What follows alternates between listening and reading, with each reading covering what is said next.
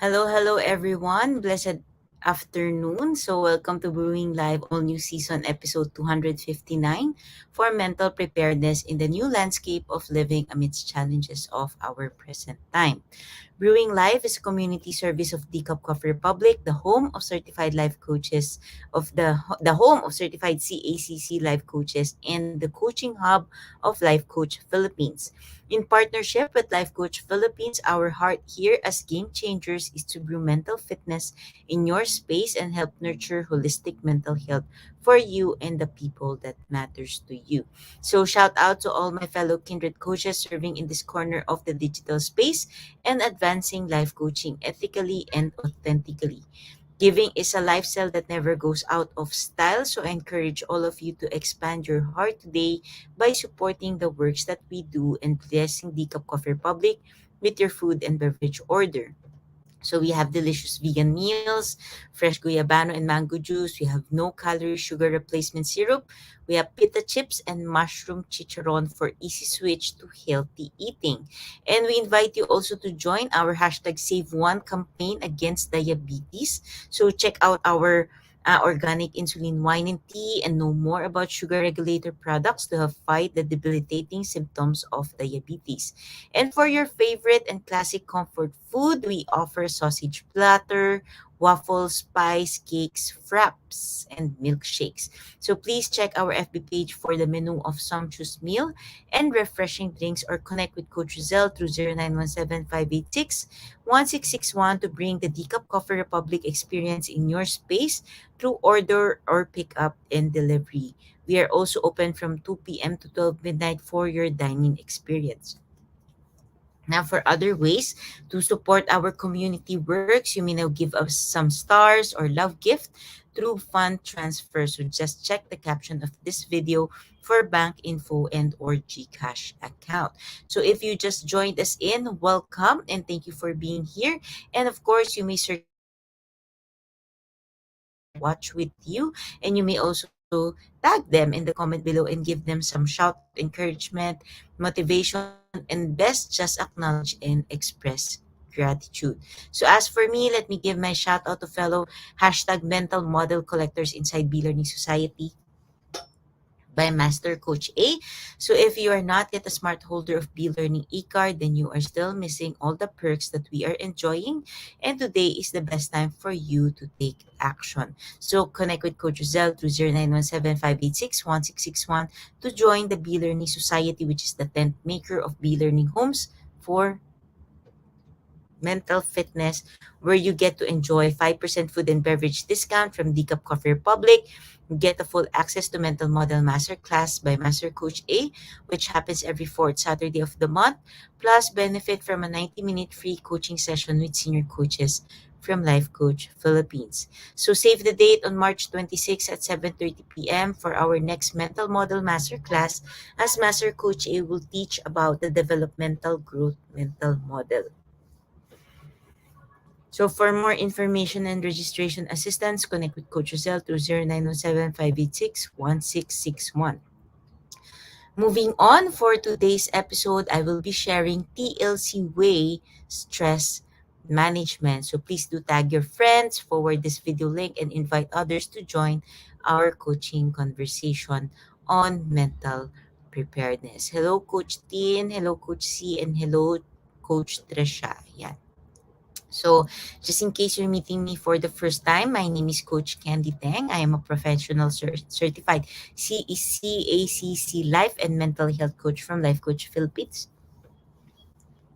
And I help mentally challenged individuals to live independently and responsibly so that they can take full control of their life towards healing and recovery. So I am also a proud scholar of Master Coach Ace Tribe Speak, a six-step to six-figure speaking career training program. I'm a Master Builder Apprentice of Master Coach A, and we build tribe as we help your unstoppable dream to come true.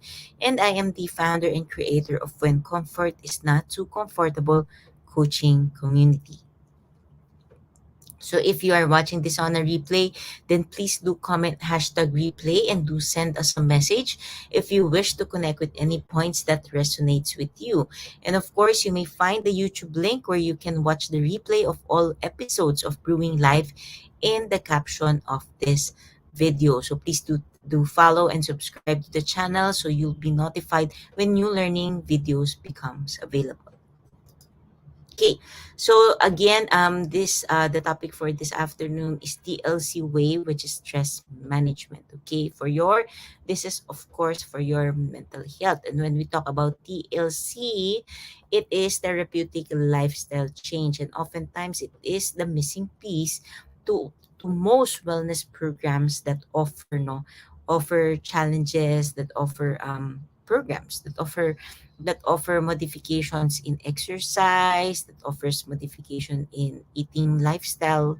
Okay, oftentimes, what happens when a person goes into this program, no, they get the results within the program, and then after the program, no, they regain their weight, and eventually they revert back to their old lifestyle.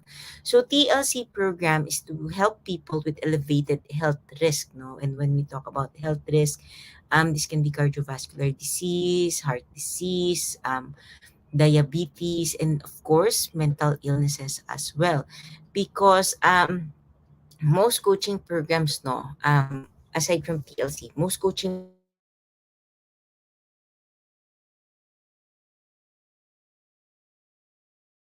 nutrition patterns sila, or nutrition habits and exercise pattern.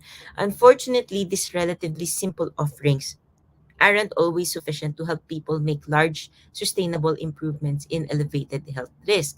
And because the hardest thing actually for a person to do is to actually change behaviors and, of course, create new habits. So, when you talk about elevated blood cholesterol, blood pressure, risk for cardiac disease, risk for when diabetes, or nasa pre-diabetes na, no, and already in the intervention state of diabetes, and in nasa mental health illness na sila, no, this actually just doesn't happen overnight. So the health risk, no, it develops over decades of exposures to unhealthy lifestyle. So since it takes decades to develop this elevated health risk, no, and the habits, of course, that precedes them, reversing the process take concerted long-term effort. That's why oftentimes most wellness programs fails, because they don't actually look into this, no, that it has to be a long-term effort. So what is TLC? So TLC, or therapeutic lifestyle change, is a set of tools, diet information, ideas, and programs designed to help individuals lower elevated health risk. And TLC programs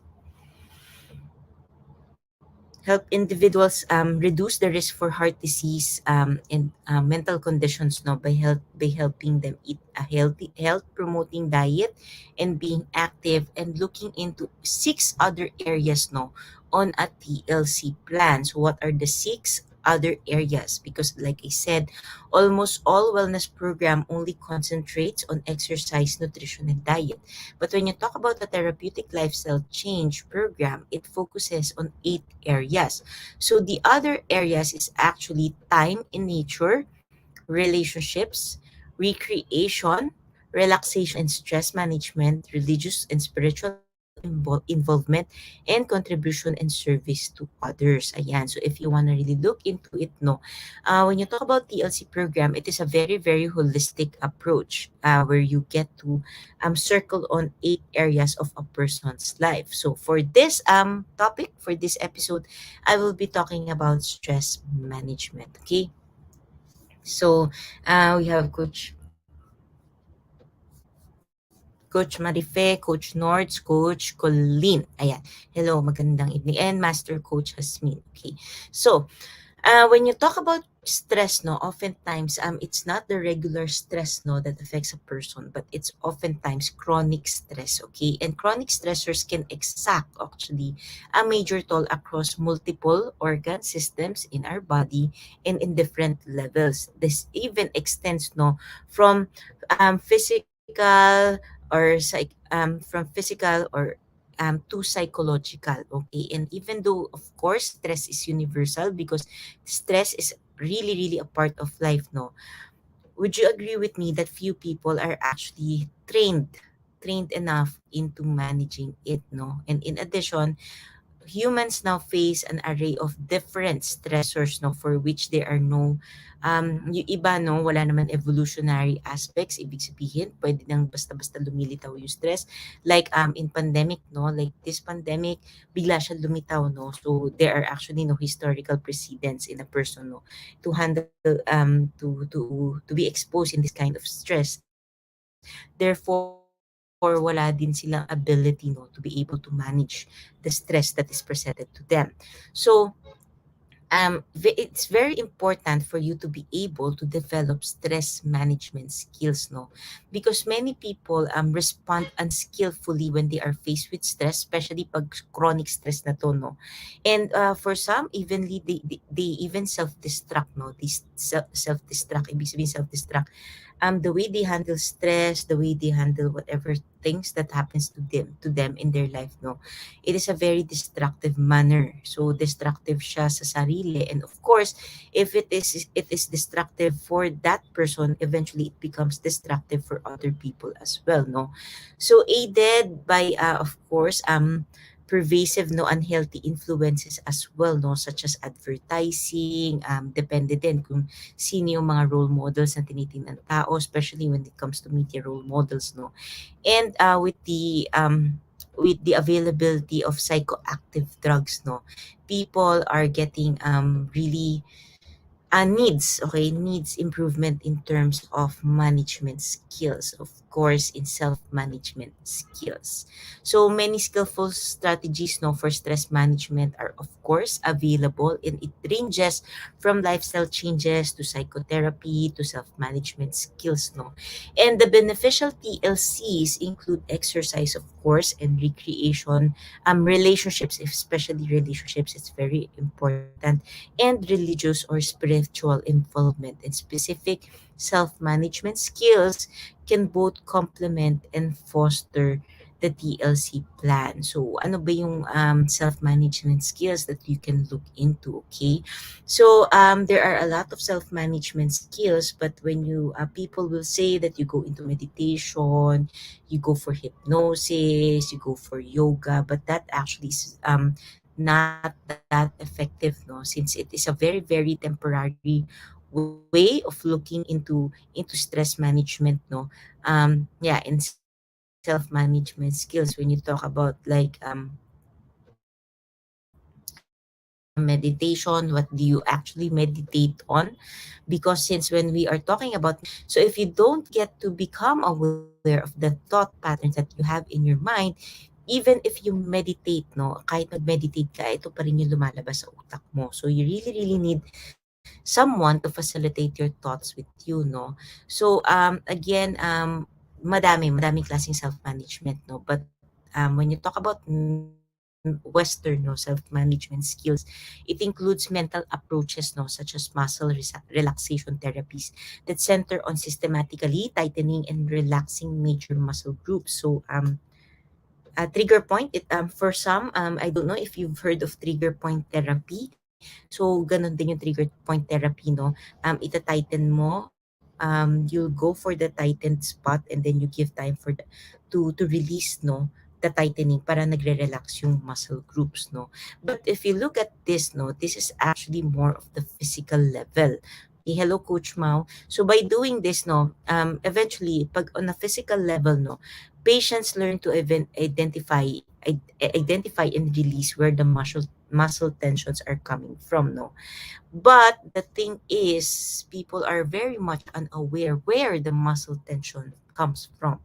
Ibig sabihin, yes, nagkaroon sila ng muscle tension, but where did it actually come from? What caused the muscle tension, no?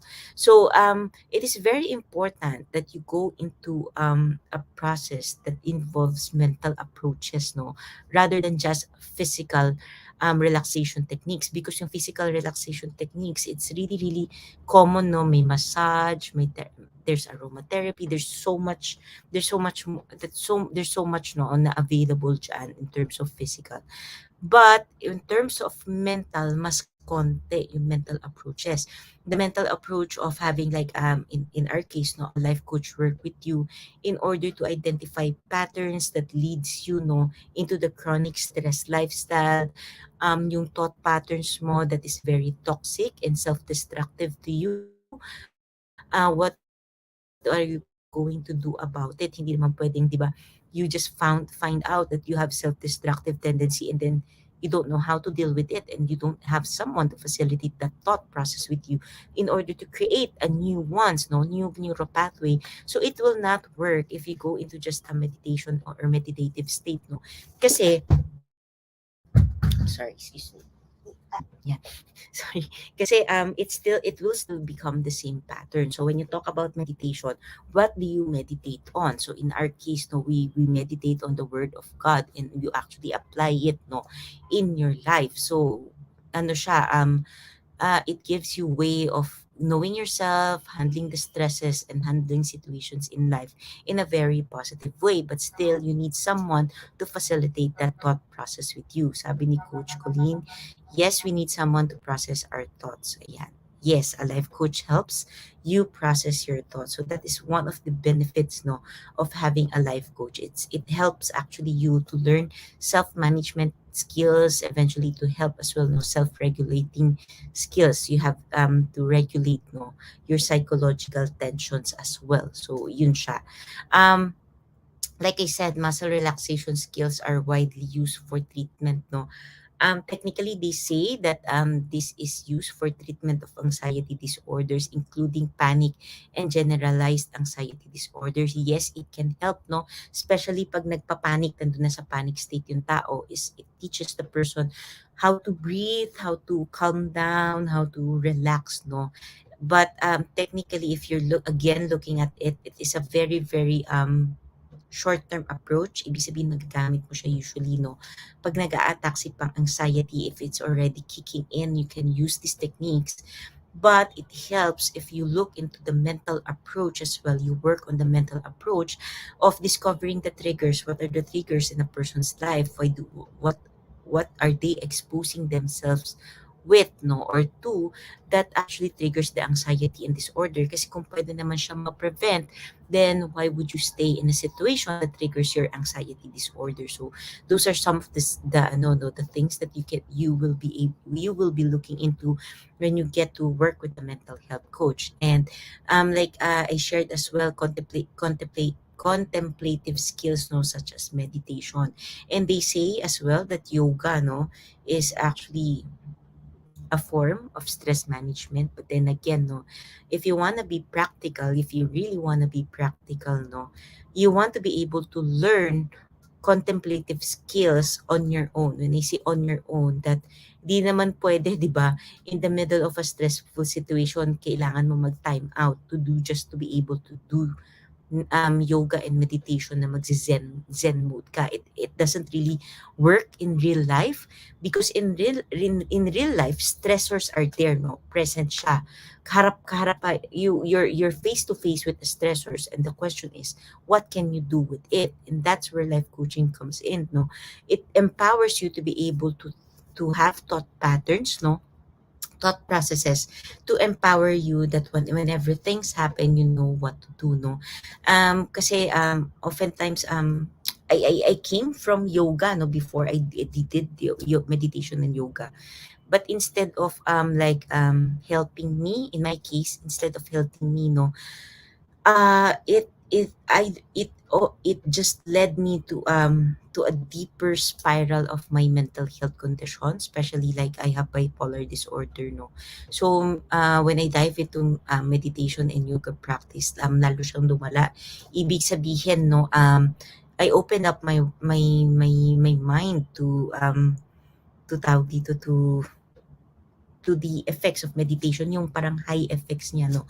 I call it lutang, no? So lumulutang ka. It's as if you're just flowing through life, no, like literally lutang ka, and you're very um unaware, and ano siya, no, yung ego din. Instead, they say, no, na meditation and yoga are used to like deflate the ego, but in reality, no, as people practice this, especially corrupted din naman yung pagturo, and it is actually has become a business, no, hindi na siya purely it the way it is, nai-inflate lalo yung ego, and they see themselves ano as better, no, as people who do not practice yoga. So again, it depends on the person, no. But then again, the most effective way, honestly, for especially if you are with experiencing mental health challenges, you really want to be careful with this, and you want to go into a mental approach. Ibig sabihin, very, very mental. Ibig sabihin, you get to know how your brain works, so that you will know how to handle your brain, how to manage your brain, how to regulate your brain, your thought processes. So that's what we are talking about when you talk about TLC way of stress management and self-regulation as well, no. Strategies is very important, so kasama dun of course yung relaxation, is the breathing, no. And it is very important for you to as well go into a feedback, no. In self-regulation, feedback is very, very important. So to whom do you get feedback from? Like I said, no, since it is mental thought patterns, you need someone to give you a feedback. You need someone to facilitate the thoughts, kasi pag hindi yan, if you just stay in your own thought, it will be just the same thought over and over again, because you need someone, no, to facilitate that thought in order for you to create new thought patterns, in order for you to have a wider perspective. So a good way of that as well, no, is learning about mental models. Okay, learning about mental models. So mental models are the way you see life. It is a perspective, no. It is your deeply held beliefs on how you see life. Therefore, it actually dictates your actions, your behaviors in life, and it actually dictates as well your perspective, how you see things in life, how you see situations, how you see circumstances, how you handle as well problems, no. And when you get to learn about different mental models, you get to learn and shift your the way you see things in a new perspective, in a fresh perspective. You get to see problems, no, makikita mo yung problems. There are actually different ways of solving problem, and you get to have different approaches and solutions into coming up with ways in solving a problem. So that's one of the benefits of mental model, is very powerful. And when you get to learn, of course, new mental models, you get to create new neural pathways in your mind that helps, no, in order to create a more effective self-management and self-regulation skills, especially when it comes to stress management, especially pag chronic na yung stress. Okay, so again, in addition naman, no, to the benefits of for relaxation and stress management, no, having mental approaches like mental health coaching, no, enhances measures of psychological capabilities. So nai-strengthen yung mental muscles mo. Okay, that's what I call them. So it strengthens your mental muscles, therefore it strengthens, no, your psychological capabilities, and eventually it strengthens your mental health and your maturity as well, no, as a person. So it is very interesting because on March 26, like I said, no, in the intro of this video, on March 26, we will be talking about the developmental mental model. So it is very timely, no, because you need as well, no, to allow your mind to develop, allow your mind to mature in order for you to unlock the reinvention process and transformation process. Because oftentimes people wants the reinvention, they keep on doing things to reinvent themselves, to transform themselves, but oftentimes, no, they fail at it. So ano ba yung kulang? So probably, no, you are lacking the developmental growth mental model, and it pays it is a great investment, no, for you to be able to invest on yourself, invest on your mental health, and of course invest in your life. Because when you get to unlock, no, the reinvention and transformation aspects of your life through development growth mental model, then technically, no, the quality of your life elevates as well. So gaganda din yung quality ng buhay mo. So other ways that this mental approaches work, no, is that it is as well, no, very important that you get into this practice, no, of having like working with a mental health coach or someone with the mental practice. So you want to make sure that you are responsible in choosing your mental health service provider. So dapat very much learn siya, no, in my continuing professional development in terms of continuing learning, no, in terms of brain. And dapat meron din siyang we call this digital footprints. You can see the results of their work, that they have been working and talking about this, no, like the mental health aspects, before you really dive into getting one mental health practitioner. Okay, so doing this self-management, self-regulation skills, no, allows you as well to eventually develop qualities of empathy, sensitivity, emotional stability, and psychological maturity, while you are able to get to reduce the stress and burnout. Okay, so the university of stress, actually, like I said, stress is very universal, diba? As well as the multiple benefits, no, of having lifestyle changes, no, self-management skills, self-regulatory skills, no, for managing stress. It is very, very important in the TLC way, in a TLC program, no. And self-regulating skills or self-regulation skills, no, of course, deserves to be a central component in not only an TLC practice, no, but if you look into it, no, it is very important to be a central component in a health professionals training, personal and professional practice, and even, no, sa mga public outreach. And if you're someone who is not into the health professional training, then it is more important for you to have the self-regulation skills in terms of stress management, no. So this is something that you really want to work into, stress management through the TLC way. And one of that approaches is, of course, working with a mental health professional, like in our case, mental health coaching. So thank you for joining me today and supporting the advancement of mental fitness. If you are interested about trauma and ways to heal, I invite you to attend the Trauma Masterclass series of Master Coach A. And her next class is happening on March 18. It will focus on becoming a trauma recovery partner and support aid. So again, if you're interested to become a professional service provider, either as a life coach or a mental health coach like us, connect with Coach Rezzhel to 0917-586-1661 to know more about the Coactively Co-Create Life Coach Certification Program by Master Coach A. So we are now accepting application for mental health certification and internship program with limited slots. So make sure that you make the reservation with Coach Rezzhel. So join us back tomorrow, same time and same digital space for episode 260, Get Outside by Coach Glacy Villarreal. Okay. So Decaf Coffee Republic is located inside Pioneer Center Compound, or widely known as PC. And we are located just across Bayanihan Center in Pioneer Road, corner Brixton, and United Streets in Capitolio, Pasig City. So once again, this is Coach Candee Teng, mentally fit, in behalf of Life Coach Philippines. And this is us in the Philippines. Love bam boom, love bam boom, love bam boom. See you tomorrow. Have a blessed day. Bye-bye. As a business owner, are you overwhelmed by the need to post beautiful, engaging content every single day? Are you left wondering what to write? Tired of scrolling through stock photos that all start to look the same? Confused by complicated graphic design programs? Rise Up Creatives is here to help. Each month, we give you everything you need to create 31 days of social media content in just 5 minutes a day. Customizable captions, curated lifestyle photos, a drag-and-drop graphic design tool, and the ability to post directly to your social media accounts. No one else empowers you with these 4 resources all in one place.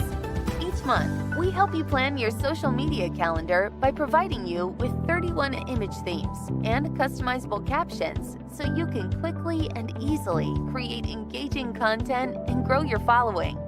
Simply select the image that works best for your feed or story. Then, copy the caption and customize it to fit your audience. 5 minutes a day. It's that quick. Plus, you'll absolutely love our drag and drop graphic design tool. Start from scratch or choose one of our beautiful templates to fit your unique brand. When you're ready to export your design, you can download, email, or post directly to your social media accounts. Here's the truth. Our world needs what you have to offer. Don't let technology or procrastination hold you back. Rise Up Creatives is more than an online resource. We're a community helping you overcome your biggest barriers to reach your greatest goals. We're here to help you rise up and be creative.